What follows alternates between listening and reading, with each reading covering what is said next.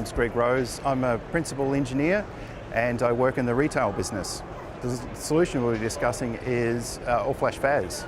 The primary use case for all-flash FAS that we have is pretty much for everything. It is the go-to storage device that we use for block fiber channel devices on our heavy SAP workloads, as well as user-based files and file shares for databases. The valuable features that we're really sucking up at the moment are fabric pool.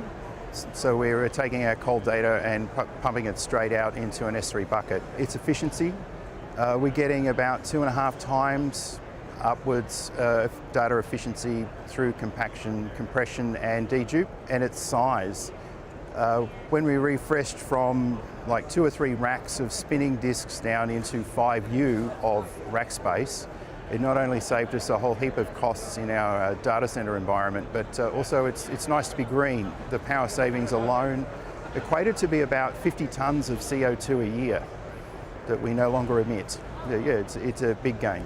AFF improves how our organization functions just because of its speed. Like reduction in batch times means that we're able to get information out of SAP and into BW faster. Those kinds of things are a bit hard to put your finger on, but generally when you start shrinking times that you need to do things and you're doing it on a regular basis, it has a flow-on impact that the rest of the business can then enjoy. We also have, more capacity to call on for things like stock take. The user experience, from my point of view as the person who drives it most of the time, is a really good one. I mean, the tool sets are really easy to use, and from the service offered, we were able to offer non-disruptive upgrades. Basically, it just works, keeps going. It's very hard to explain good things when you have so few bad things that actually occur within the environments. So from a user's point of view, their file shares work, everyone's happy, and I'm happy because it's usually not storage that's causing the problem. The AFF is supporting new business initiatives because we've got the capacity to do more. Like in the past with spinning disk and our older FAS units, we had plenty of disk capacity, but not enough CPU horsepower in the controllers to drive it, and that was beginning to really hurt. With the all-flash FAS, you can see that there is just oodles of power, not only from disk utilization figures on the actual storage backend, but also the CPU consumption of the storage controllers. So when somebody says, we want to do this, you go, yep, not a problem, job done, and we don't actually have to do a thing. It's all good. Yeah, the all-flash FAS is doing just that, which is enterprise applications, VM, powers our VM fleet as well. And it does provide some of our BW capabilities, but that's more a SAP HANA thing now. But definitely VMs, everything runs off it. All our critical databases also consume storage of the all-flash FAS. Stability with the AFFs has been really great.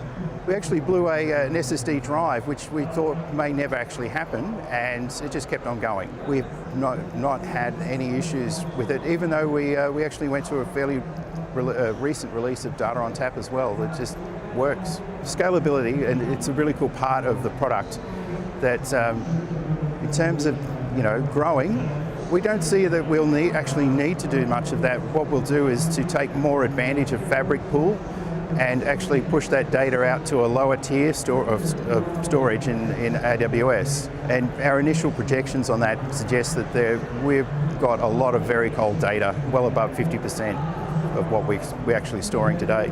Yeah, we've used AFF tech support. We've had a couple of calls open and it's always been brilliant.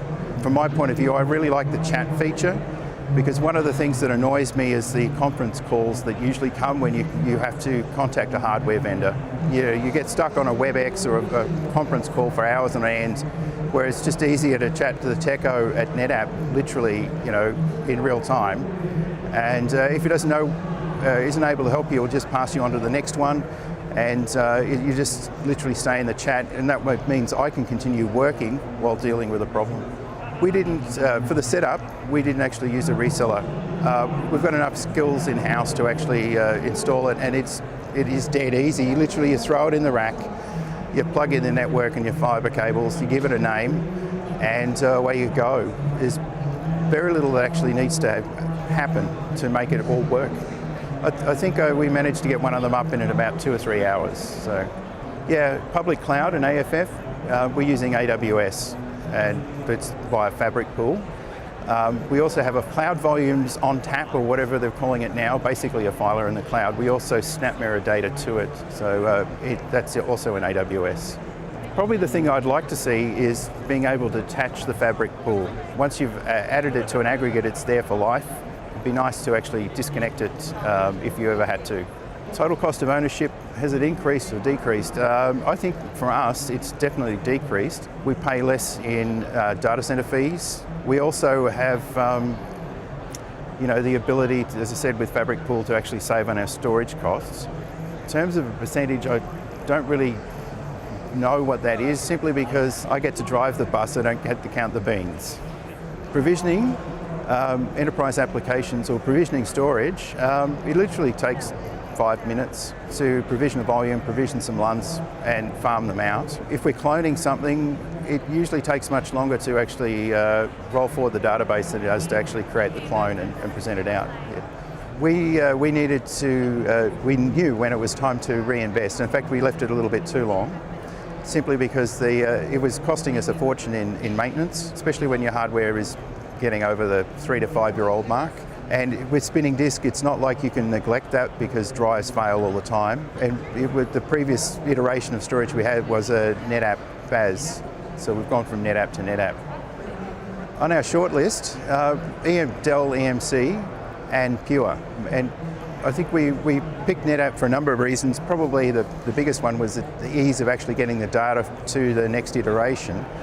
But also, the other vendors don't have a product that supports everything we needed, which is file services and block services. So it's just a one-stop shop, and I didn't really want to have to manage another box and a storage device at the same time. I rate AFF a 10 out of 10. If I was in the position of telling someone else about all-flash FAS and why they should get it, I would simply say just do it. I think everybody in the storage community is pressured to deliver more with less, and this product basically enables that to happen. Yeah.